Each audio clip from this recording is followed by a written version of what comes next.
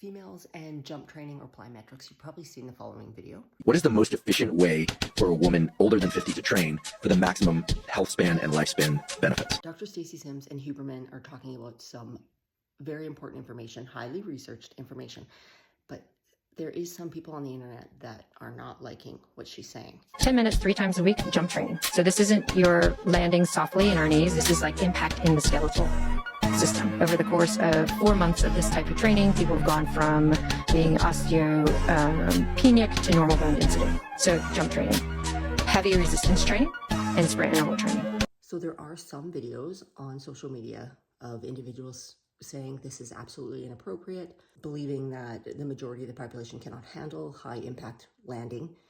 But we have to understand that it's kind of taken out of context a little bit.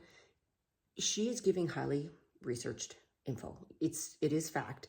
Bone needs impact. Bone needs stress and torsion, and it needs multi-directional patterning or multi-directional jumps. The comments or videos that I'm seeing of people disagreeing with this or kind of being up in arms over it are only kind of looking down the one lens. And remember, I always remind people, don't look down one lens. There is always a way to do something. In here, we have to look at the general fitness population. We have to look at them in groupings. There's going to be individuals who are very highly trained. They're still playing competitive sports. They're going to be able to tolerate this high impact because remember, that high impact is happening in their sport.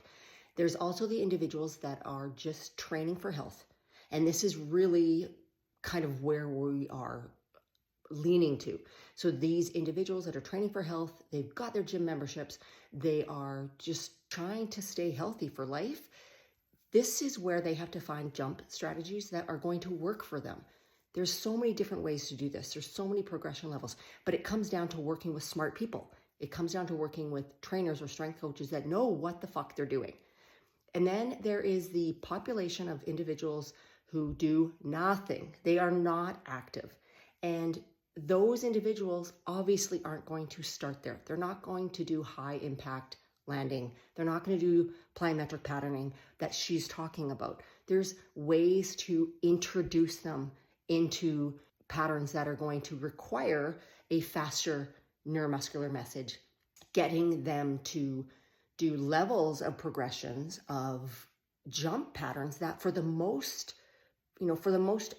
active individual probably doesn't look like it's a jump. It doesn't look intense. There is always a way. So you're looking at the population. Where are they grouped in? Are they not active? Are they sedentary? Where do we start you? Are you the recreationally active individual already? Do you have your gym membership? Are you doing some type of jump training or plyometrics? How can you progress it and stay active and stay jumpy for life? Then you are the active adult who is very competitive still in sport, who trains at a very high level. They are training very, very consistently, and they're able to do high impact jumping and loading and sprinting and all that stuff. Where are we placing the individual? How are we progressing them? What is their starting point? How much adaptation time do they need? So don't get freaked out about what she's saying and disagreeing and saying that's absolutely false, or the general fitness population or the general population can't even tolerate that. We just got to find a way. We got to find out how we can start, how we can progress, and how we can keep them progressing active, strong, fast, and powerful as they age.